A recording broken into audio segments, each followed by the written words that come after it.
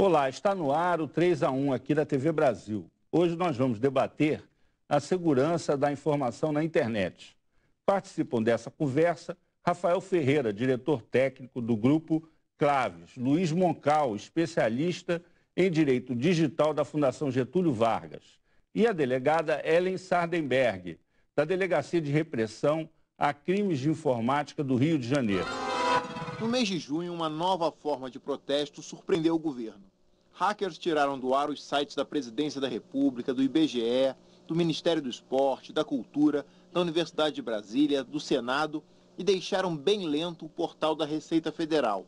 A Infraero, temendo um ataque, retirou seu site do ar por algumas horas para evitar que informações sobre os voos fossem roubadas. Nós temos sistemas especializados no assunto e pessoas altamente treinadas que acompanham esse processo 24 horas por dia, 7 dias por semana, todos os dias do ano, acompanhando os processos de tentativas de ataques e invasões. Os ataques em série são feitos por grupos de hackers que fazem questão de assumir a responsabilidade pelos atentados virtuais. Entre eles, isso dá notoriedade. E apesar do crime tecnológico mais parecer uma molecagem, pode trazer sérios danos aos sistemas de informação do país. Mas como chegar até esses criminosos invisíveis? Muitos deles invadem sites do governo brasileiro acessando computadores em outros países. Às vezes a lei não é tão atualizada com relação a determinados tipos de crime, mas há como fazer interpretações. Acerca da questão da investigação depende muito da natureza do crime, né? Se foi uma atividade, um incidente de elevado impacto como esse, com certeza vai se promover recursos para articulação com outras polícias, provavelmente internacionais, para identificar de quem foi a autoria desse crime. A Polícia Federal é responsável por apurar esse tipo de crime, embora a legislação não preveja o que fazer com os terroristas virtuais. Após essa onda de ataques, o projeto de lei do deputado Eduardo Azeredo, que tipifica crimes de internet, volta a ser discutido. A proposta está há 3 anos no Congresso e agora deve ser atualizada e, enfim, votada. O projeto procura preservar a privacidade das pessoas, para que as nossas contas não sejam invadidas, para que nossas informações não sejam punidas, sejam extirpadas dentro de um site. O Exército acaba de instalar um centro cibernético em Brasília. É uma nova guerra e ninguém sabe quem é o adversário por trás de um computador. Doutora Ellen, nós vamos ter que conviver com isso agora, com essa espécie assim, de ataque cibernético aos órgãos federais. Isso pode se repetir pode nos se repetir. estados? Por quê? O que está acontecendo? Porque, na realidade, o acesso à tecnologia, o acesso à informação, à internet é uma realidade, a gente não vai retroceder. Então, nós vamos ter que agora investir em quê? Em segurança da informação, né? Então, nós não vamos deixar de ter uma evolução, que se coloque os dados nesse sistema, que a população tenha um benefício em prejuízo desses ataques criminosos. Quer dizer, houve assim, um certo, vamos dizer, retardo da administração pública em relação à sociedade na utilização desses recursos tecnológicos novos da internet. Quer dizer, as coisas sempre surgem na frente, vamos dizer assim, da administração pública e do Estado. Isso não aumenta a fragilidade? Onde é que está o ponto fraco? Eu acredito que hoje os setores públicos, eles ainda estão bem informados. A tecnologia chegou e eles prezam sim pela segurança da informação. Hoje eu me preocupo mais com a segurança do indivíduo, daquele cidadão que ainda não está preparado para que no seu computador os dados realmente não sejam, para que o seu computador, inclusive, não seja utilizado para um ataque hacker. A falta de proteção dos usuários acaba sendo um vetor de ataque para esse tipo de ataque. Porque o que acontece? Foi negação de serviço. Negação de serviço é você tirar um site do ar, tirar um sistema do ar. Isso é feito através de inúmeras requisições que são feitas ao mesmo tempo para aquele servidor e o servidor acaba não aguentando. E essas inúmeras requisições são feitas de várias máquinas. E a problemática é exatamente em cima disso. Os usuários não estão protegendo a sua máquina como deveria. Essas máquinas acabam sendo invadidas, acabam sendo comprometidas e são utilizadas para disparar outros ataques. Isso dificulta tanto a defesa mediante esse tipo de ataque, quanto o rastreamento digamos assim, quem é o culpado por aquilo ali. E se você for rastrear de onde partiram esses ataques que tirou esses sites todos do ar, você vai chegar em um monte de endereço, não necessariamente aqui do Brasil, pode estar em outros países, fica muito difícil de você rastrear isso. E se você for analisar detalhadamente, acaba que, não vou dizer a origem do ataque, mas uma das causas, um dos vetores utilizados é exatamente essa falta de proteção nas máquinas individuais, não necessariamente só uma falha pontual dos servidores que foram atacados. É possível você deduzir que existe uma certa funcionalidade nesse tipo de acontecimento? Assim, que isso pode trazer benefícios para o desenvolvimento de novos sistemas de segurança, para a venda de determinados produtos? Isso vai acontecer sempre, não os eventos em si, mas essa busca por novas soluções. A segurança da informação é uma eterna pesquisa, é uma eterna corrida entre, não vou dizer entre o bem e o mal, que vai ficar muito mais... eles vão estar sempre procurando novos ataques, buscando novas vulnerabilidades, assim como a equipe de segurança, os profissionais de segurança estão sempre buscando novas maneiras de se defender, novas maneiras de se proteger contra esses ataques. Então vai ficar sempre nisso. Uma hora ou outra vai aparecer alguma onda de ataques desse tipo. Mas, voltando a falar, esses tipos de ataque não foi nenhuma descoberta nova, foram ataques de negação de serviço, que são coisas que acontecem realmente e já aconteceram recentemente em outros países. Teve o caso do Wikileaks, o caso da própria Sony e de algumas outras redes que acabaram caindo e envolveram até coisas mais graves, como roubo de informação, vazamento de informação. Aqui foram ataques unicamente de excesso de requisições, que é um ataque um tanto quanto delicado de você se defender. Não dá para você se defender pontualmente, você tem todo um processo de defesa que vai desde lá dos provedores até o seu monitoramento e tal. Então, são ataques difíceis e o importante é isso, é mais uma questão de cultura de segurança. Né? De você... Não, e o que a gente viu, eu posso dizer, é que o ataque foi bem gerenciado, né? Sim. Então, assim, a gente fala, o Brasil está muito frágil, mas para o que aconteceu lá fora, a dimensão do que teve aqui dentro foi de menor importância. Então, conseguiu verificar aquele ataque, parar ele, se o site tem que tirar do ar, é o que tem que ser feito mesmo, para garantir a segurança das pessoas que estão acessando aquele site e conseguir identificar o que está acontecendo. Eu só acho que em um deles, no site do IBGE, Sim. realmente houve a pichação que eu acredito um pouco mais gravosa, porque além de terem feito, né, o ataque, que seria o que o Rafael explicou, mas também eles picharam o site colocando ali a sua marca. Então, realmente existe ali um dano maior até para a sociedade mesmo. Professor Luiz Moncal, é uma certa dialética nisso, né? De você...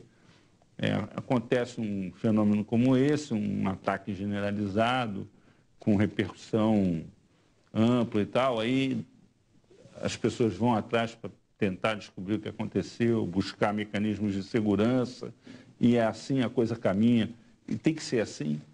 Na verdade, não precisa ser assim. O fato de terem ocorrido os ataques demonstra um pouco da fragilidade, né, de como os sistemas de governo estão se antecipando a esse tipo de problema e demonstra que a gente precisa talvez pensar estrategicamente como governo, ter uma política de segurança mais consolidada para os sites e etc.,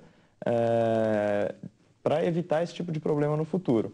E também uma política de segurança para os usuários de internet. Os usuários precisam ser conscientizados, capacitados, etc. O que a gente não pode é pegar um fato isolado como esse e viver num regime de eterna emergência para falar assim, olha, agora aconteceu isso, estamos numa situação de pânico, precisamos aprovar leis que sejam extremamente rígidas para punir, porque a gente vive um perigo imenso. Na verdade, não é isso. Como o Rafael bem explicou, existiram já ataques de dimensões muito maiores em outros países. Se verificou duas coisas. Assim. Uma é que havia uma certa... vamos dizer assim, robustez no sistema de segurança do SERPO, que armazena o grosso das informações do governo. E, por outro lado, uma, vamos dizer assim, desconexão entre os outros sistemas de outros órgãos que foram atacados, certa fragilidade. Quer dizer, não havia um padrão de gerenciamento de segurança no governo federal. E, por outro lado, houve o caso de um hacker que, pelo que tudo indica, era uma pessoa de Brasília, invadiu a caixa postal do presidente da República com o objetivo de obter informações suspeitas que a soldo de alguém interessado nessas informações. Há uma disparidade enorme, né, de mecanismos de proteção, de segurança.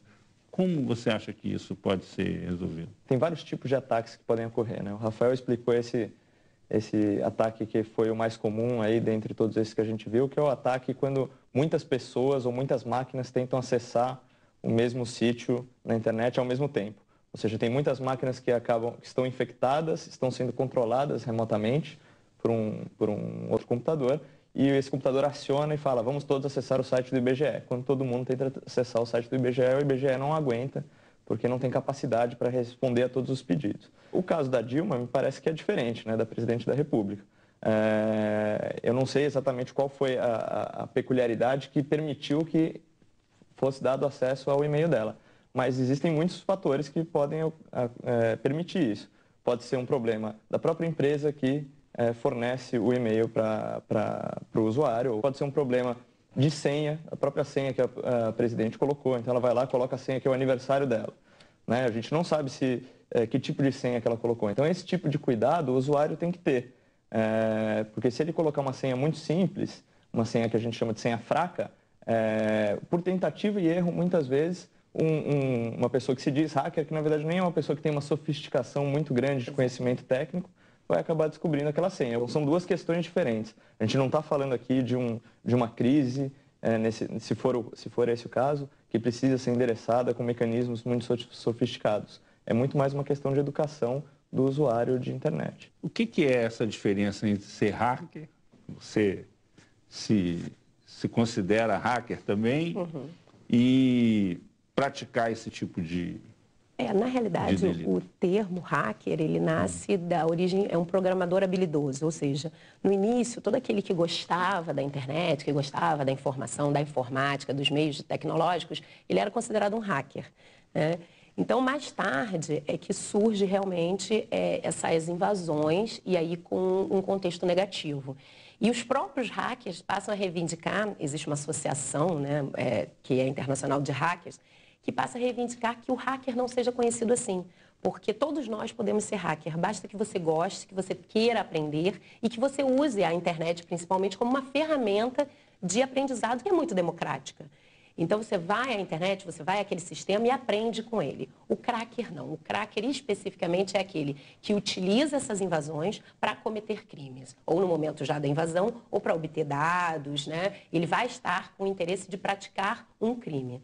O hacker não necessariamente, ele pode entrar num sistema, verificar que aquele sistema é vulnerável e não fazer nada, bem pelo contrário, até avisar as autoridades de que aquele sistema está vulnerável. Então a gente chamaria esse o hacker do bem, o hacker ético. Mas essa fronteira não é muito sinuosa, não? Com certeza. Quem comete crime é criminoso, né? E eu acho que a fronteira começa lá na ética, né? Se existe alguma barreira, a gente sabe desde pequenininho o que a gente pode mexer, o que a gente não pode mexer, o que é nosso e o que é dos outros, né? Então, acho que a gente tem que começar a educar essas crianças já no colégio sobre esse tipo de novidade que está acontecendo. E isso, por incrível que pareça, começa lá na aula de informática, porque hoje os colégios estão muito preocupados em ensinar para as crianças a informática, mas e a ética no uso desses mecanismos? Isso que a gente tem que pensar. Mas você mencionou no começo do programa sobre a questão do Brasil estar capacitado e de ter material humano que realmente entenda esses problemas, etc.